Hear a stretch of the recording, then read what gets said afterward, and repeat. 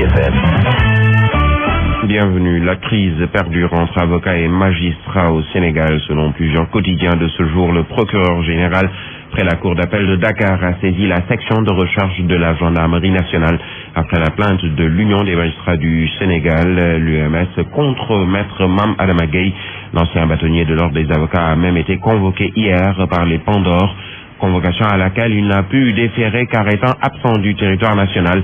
Selon les quotidiens L'Enquête et L'Observateur, l'UMS a porté plainte pour diffamation contre maître Mame Adama Gueye pour laver son honneur. Il ne s'agit pas d'une guerre contre les avocats, mais contre un seul d'entre eux, selon le président de l'Union des magistrats du Sénégal, le juge Maguette Diop, qui répond ainsi à une sortie de l'ordre des avocats du Sénégal qui soupçonne une tentative de museler les avocats sur la question de la corruption qui gangrène la justice. Nous y reviendrons. Benno Bokk Yakaar sort enfin de son mutisme et se prononce notamment sur l'actualité nationale. En conférence de presse hier, les leaders de ce cadre, qui soutient dans la foulée la politique du président de la République, demandent au chef de l'État de prendre des initiatives en vue d'une large concertation avec toutes les forces vives de la nation pour faire face à la nette menace terroriste. Compte rendu Salif Kébessaro. Il y a longtemps que les Sénégalais ne les avaient pas vus ensemble, les leaders de Benno Bokk Yakaar ont décidé enfin de se mettre autour d'une table pour passer au peigne fin l'actualité nationale. Et en premier lieu, les leaders de Benno Bokk Yakaar se sont intéressés à la menace terroriste dont fait l'objet notre pays. Benno Bokk Yakaar interpelle le président Macky Sall. Ousmane Tanor Dieng. L'appel que le président devrait lancer à toutes les forces républicaine, démocratique et patriotique pour construire un consensus sur la lutte contre le terrorisme. Il nous semble que c'est essentiel. La SUNEOR semble aussi intéresser Benno Bokk Yakaar qui demande au passage au président Macky Sall d'ouvrir une enquête sur la privatisation de la dite société. Mamadou Ndoye.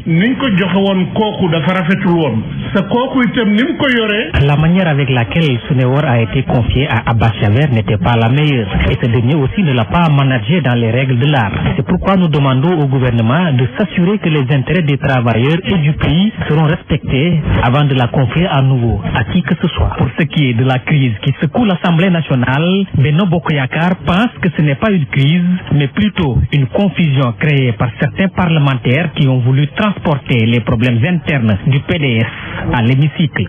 Puis sachez que face à cette menace terroriste qui donc menace tous les pays, notamment le Sénégal, l'opposition se dit prête à discuter avec le président de la République, Macky Sall, afin de trouver des solutions pour l'intérêt national et la sécurité nationale. Aïda Mbodj invite cependant le président à dissocier les questions politiques à celles nationales. La députée, je vous propose de l'écouter avec Aminata Dramé. Si le président avait effectivement conscience du fait qu'il y a une opposition crédible et pour la première fois dans l'histoire du pays, l'opposition s'organise dans un grand cadre, je pense que l'intérêt de laisser prospérer l'action de l'opposition, c'est que lors des grandes questions comme le terrorisme, il pouvait y avoir un consensus fort pour permettre à tout le monde de condamner le terrorisme. Je pense que personne, nul n'est qui au lieu de proférer des menaces, je pense qu'il y avait lieu d'associer son opposition à la question et d'avoir un consensus très fort, ce qui pourrait créer un déclic, pas seulement au Sénégal, mais même au niveau de la sous-région. Ces propos ont été tenus en marge d'une rencontre dans l'après-midi d'hier. L'opposition qui a rencontré d'abord en journée l'Union européenne pour lui faire un exposé de la crise qui secoue aujourd'hui l'Assemblée nationale.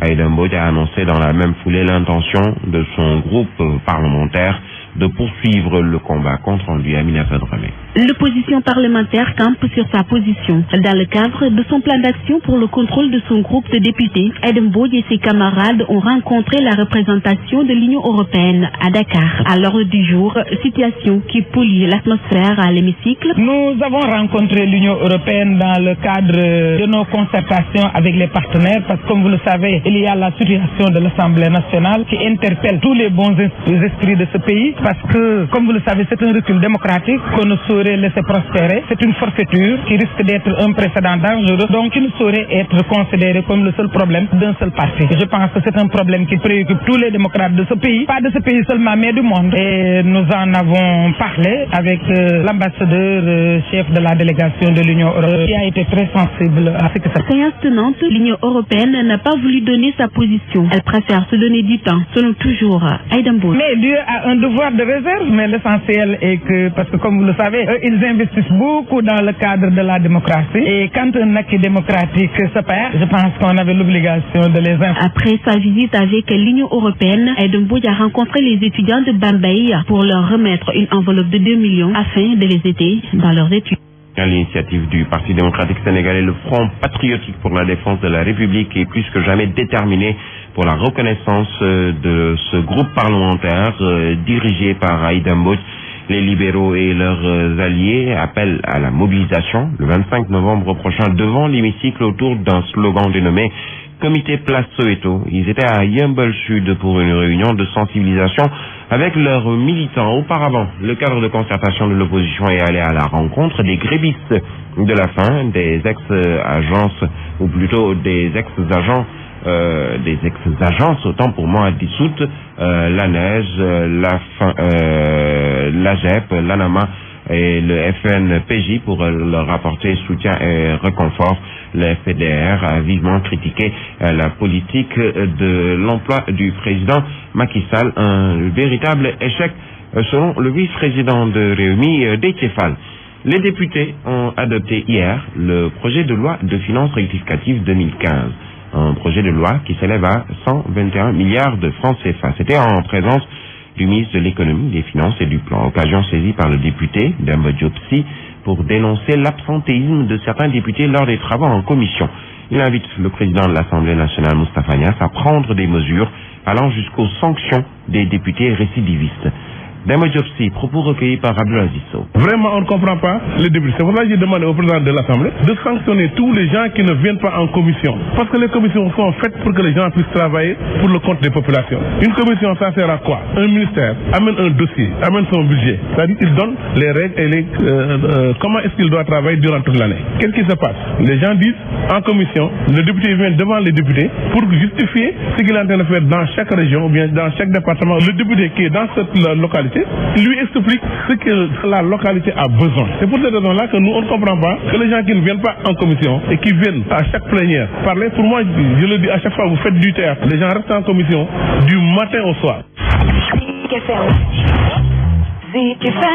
De l'actualité sur Zik FM, l'Union nationale des commerçants et industriels du Sénégal dénonce le mutisme des autorités sur la gestion du port autonome de Dakar. Ibrahim Olo et compagnie estiment que le port, mais aussi la douane, veulent plomber le transit. Ils invitent le chef de l'État à réagir face à cette concurrence déloyale des multinationales. C'était en conférence de presse devant le micro de notre reporter Goronaclo. La gestion du port autonome de Dakar, clouée au pilori par l'UNACOIS, l'Union nationale des commerçants et industriels du Sénégal, l'accuse d'être à l'origine des difficultés que connaissent les sociétés de transit avec des salaires impayés. Marta Diallo est le président de l'UCETA. C'est la passivité des autorités. Figurez-vous que c'est des sociétés qui viennent appliquer leur propre loi, leur propre barème. Recevez donc une facture où l'on voit, c'est paradoxal, frais de communication et frais d'avis d'arrivée. Et ça, c'est au vu aussi de toutes les autorités. Au vu sur toutes les autorités. Donc, c'est ce que nous déplorons. L'UNACOIS Diapo dénonce également une concurrence déloyale des multinationales et invite l'État à réagir. C'est eux qui amènent les conteneurs ici et qui les amènent dans les ICD, c'est-à-dire dans les ports secs, et qui font une concurrence déloyale en offrant aux clients un délai, donc la supérieure, disons, au nôtre.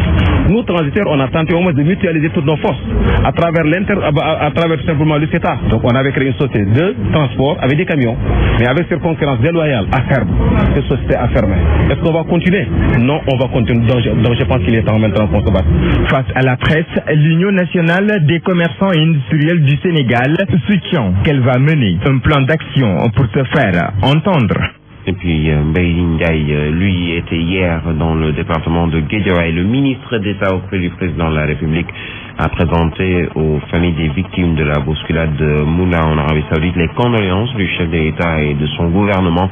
Le gouvernement a dégagé une enveloppe de 120 millions de francs CFA pour venir en aide à ces familles à raison de 2 millions par famille.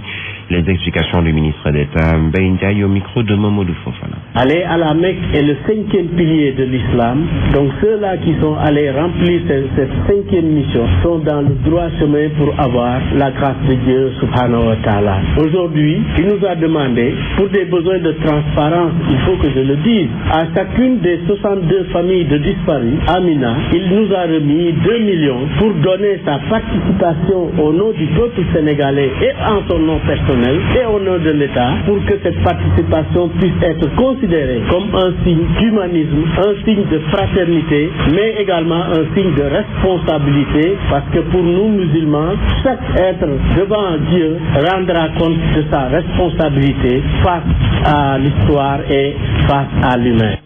Mensualisation des pensions de retraite au Sénégal, fixée au 14 décembre 2015 par l'IPRES. L'institution de prévalence de retraite exhorte les entreprises à accompagner les travailleurs vers la retraite. Hier était célébré le 2e anniversaire de l'Association des femmes retraitées de l'Université Cheikh Anta Diop de Dakar, un anniversaire marqué par une conférence sur le thème « Comment préparer et vivre sa retraite ». C'est un compte rendu d'Aïcha Ning. La retraite n'est pas un stress, c'est un repos pour tout travailleur. Et cela, les femmes de l'Africade l'ont compris. D'où le choix de ce thème « Préparer et vivre sa retraite ». Nouria Benani Thiam, présidente de l'Africade. Parce que le mot retraite, ça fait un peu peur à tout le monde. Quand vous dites retraite, c'est comme vous dites, il faut la chaise longue, le chapelet, le tapis de prière. Or que c'est pas ça, parce qu'on part à la retraite, mais on est encore actif. Il faut savoir libérer les postes et aider les plus jeunes. La mensualisation des pensions de retraite est effective et sera accompagnée d'une carte numérisée, rassure Pape Chersek, directeur des prestations de l'IPRES.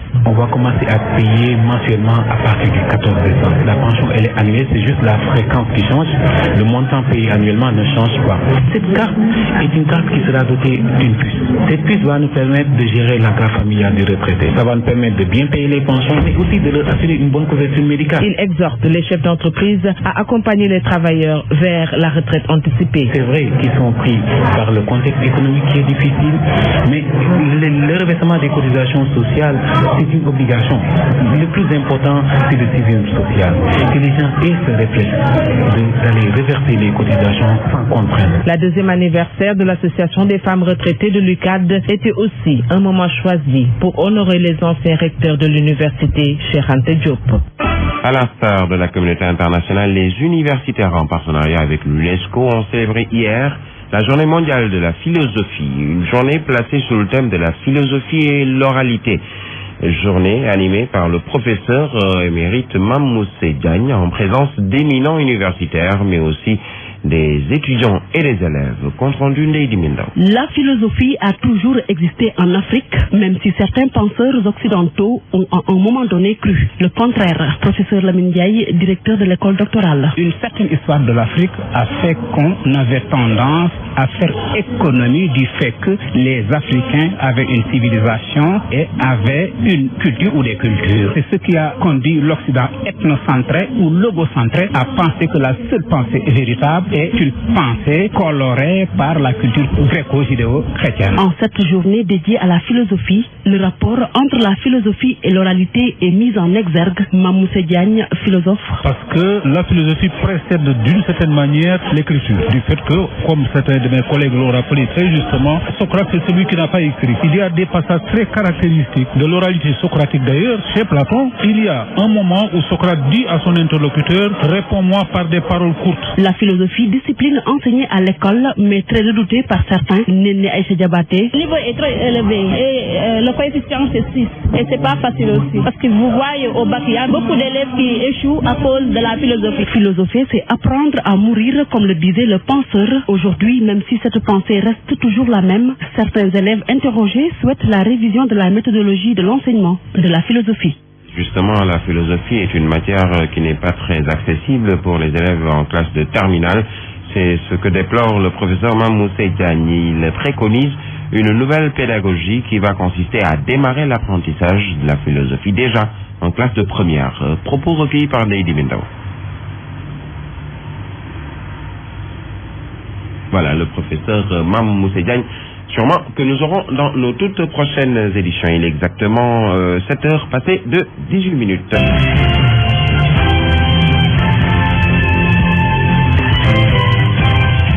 Sport.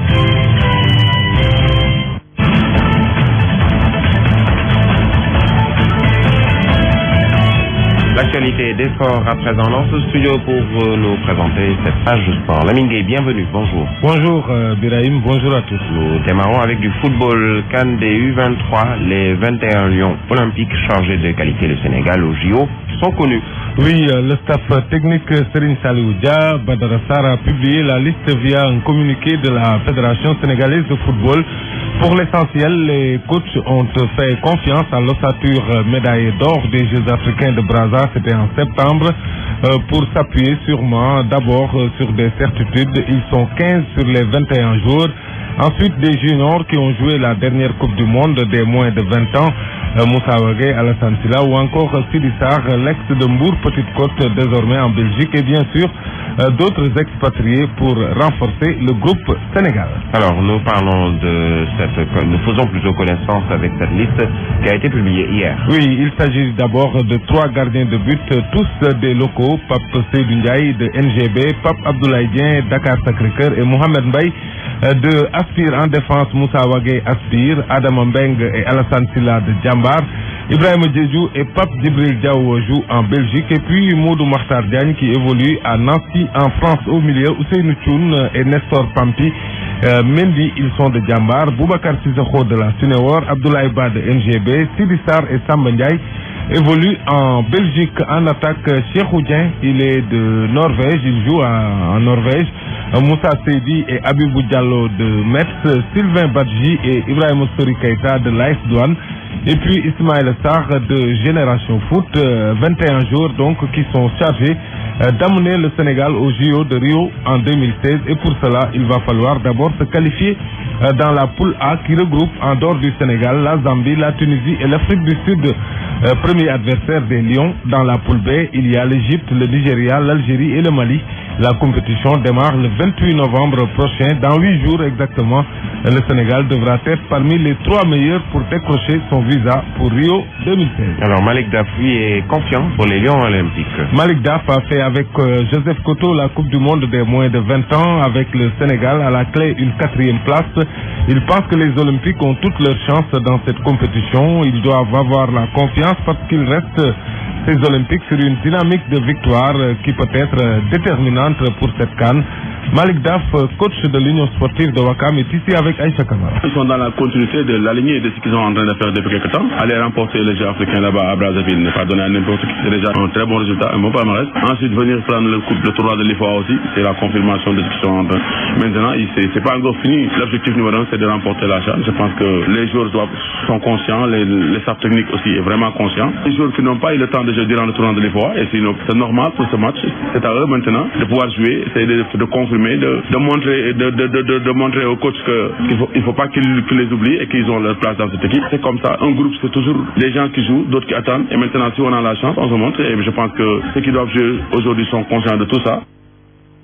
Voilà, Malik Daf, l'entraîneur de l'Union sportive de Ouakam, il est l'adjoint de Koto dans la sélection des U20. Alors, en France, le championnat reprend aujourd'hui après les attentats il y a exactement une semaine. Oui, avec des rencontres de National 1, de L2, mais également un match avancé de la 14e journée de la L1. Nice, 6e au classement, accueille Lyon, 2e. Des mesures de sécurité exceptionnelles seront naturellement prises pour parer à toute éventualité, mais les autorités françaises du foot veulent que les activités du football redémarrent après un arrêt forcé.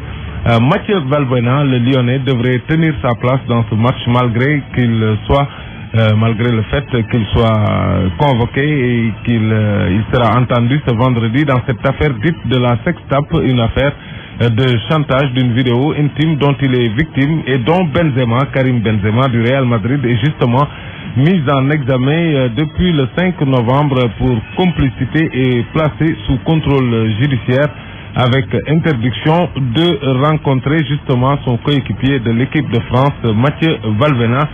Les deux avaient été écartés d'ailleurs par l'entraîneur Didier Deschamps lors des 2 derniers matchs de l'équipe de France. Voilà pour la page sport. Merci à vous, Lamigué, 7h23. Johnny vous offre la revue de presse. Fabrice Nguema, bonjour. Sénégal, bonjour. 13 milliards pour terroriser le djihadisme. Voilà le titre qui barre la une du quotidien Le Quotidien. 13 milliards pour terroriser les terroristes. Le journal du groupe Avenir Communication note tout simplement et tout bonnement que l'État sort son arsenal de guerre. La guerre contre le terrorisme fait également la une de la tribune qui révèle que la coalition des partis au pouvoir, en l'occurrence Benno, top Macky Sall. Et si le cœur de lion de Marième Faye est gonflé à bloc dans la lutte contre le terrorisme par ses alliés, c'est parce que ces derniers soutiennent dans la tribune que le Sénégal n'est pas à l'abri des situations tragiques. Ainsi, la tribune nous informe, d'après Benno, tout le monde doit soutenir le président. Mais soutenir le président les yeux fermés, les philosophes disent non, si on en croit la tribune. En tout cas, dans le journal du groupe des médias, c'est le professeur Mamoussé Gagne qui, sur le terrorisme, semble user de la doxa, stipulant le passage du monde sensible au monde intelligible et vice-versa. En clair, le professeur Mamoussé Gagne, au sujet du terrorisme, a d'après la tribune indiqué que la main tendue exclut le coup de poing. L'opération coup de poing contre le port du voile intégral, totalement et complètement maudite par les arabophones du parti de Macky Sall, si on en croit l'observateur L'Obs dans ses colonnes. Le journal du groupe Futur Média, en effet, souligne qu'à propos du port intégral du voile, les arabophones disent non à la stigmatisation pour combattre le terrorisme. Ça veut dire quoi? Eh bien, ça veut tout simplement et tout bonnement dire, d'après l'observateur L'Obs, que les arabisants de l'APR refusent d'être des pantins, voire des marchepieds de leurs mentors qui prônent l'interdiction du port du voile intégral ici et maintenant. Passons maintenant à la une de l'observateur L'Obs